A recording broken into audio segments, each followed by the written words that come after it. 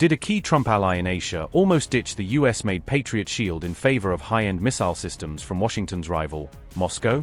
Were Patriot and THAAD seen as too weak and overpriced?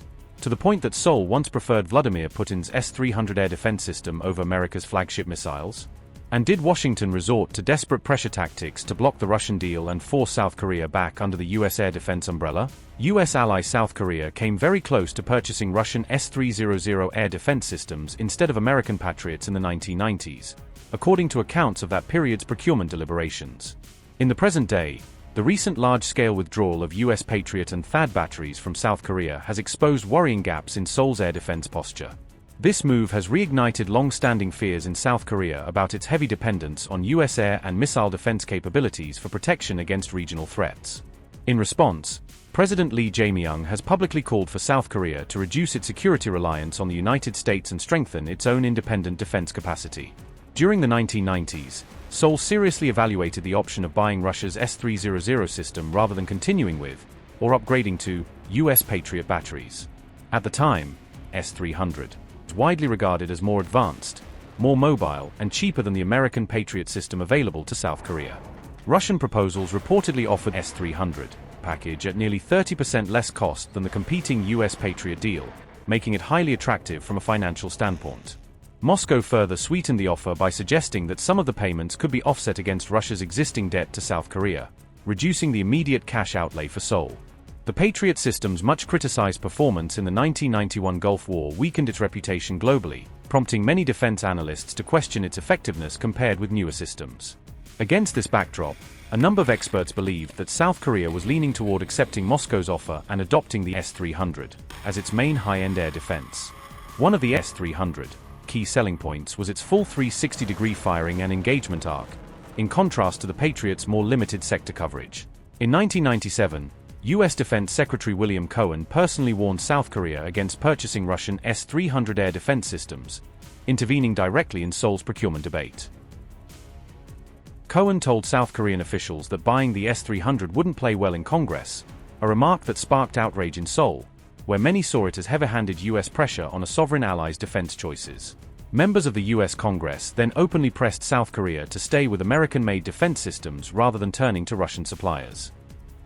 U.S. lawmakers cautioned that it would be unfortunate for a close American ally to buy major Russian arms, implicitly signaling possible political and diplomatic consequences.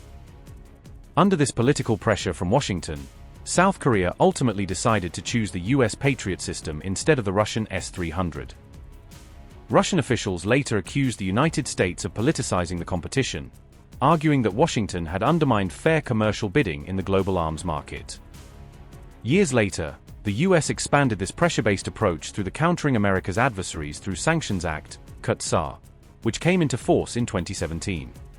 CUTSA authorized sanctions against countries that buy significant quantities of Russian, Iranian or North Korean weapons, raising the financial and political risks of such purchases. As a result, many governments either dropped, delayed or avoided defense procurement deals involving Russian or other sanctioned suppliers. This environment pushed numerous states to prioritize US or broader Western defense systems, consolidating Western dominance in key arms markets. However, the Iran war has sharply exposed serious weaknesses in the US Patriot air and missile defense system on the modern battlefield. After multiple high-profile failures in combat, Washington is now racing to upgrade the Patriot surface-to-air system's radar, software, and interceptor missiles to cope with new threats.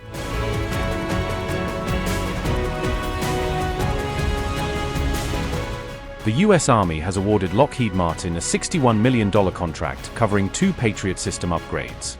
The contract includes work on a new missile as well as a launcher upgrade for the Patriot air defense system. Military Watch magazine reported on May 23 that Washington is pushing ahead with a fresh Patriot modernization effort. The new missile is being developed under the Lower-Tier Air and Missile Defense Sensor Program. The upgrade is expected to give Patriot a new backward shot, or over-the-shoulder, engagement capability. That would allow future Patriot interceptors to engage threats that have already passed overhead.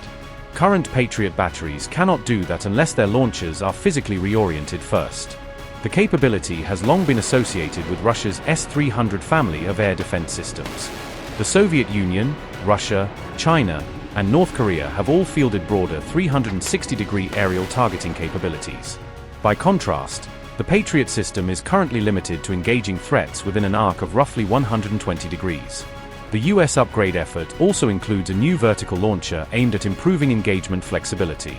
Military Watch magazine said the push reflects lessons drawn from heavy Patriot use and interceptor shortages. Patriot interceptors have been used extensively in recent conflicts, including operations involving Iran. The report said these shortages were already serious even before hostilities with Iran began.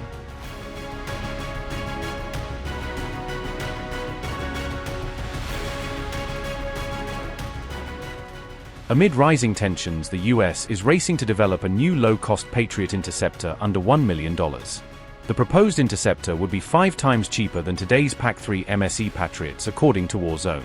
Right now, PAC-3 MSE missiles cost the Army about $5.3 million per shot. Army officials say a cheaper interceptor would dramatically improve Patriots' cost per intercept against drone swarms. The Army's capability program has formally asked industry for proposals to build the new interceptor.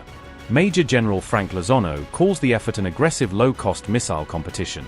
Officials plan an industry event in Washington to draw missile manufacturers into the contest. The Pentagon hopes multiple companies will compete to deliver affordable but capable interceptor designs. Army engineers split the interceptor into 4 components, each targeting a price under $250,000. Those components include the rocket motor, seeker, fire control systems, and flight guidance technology.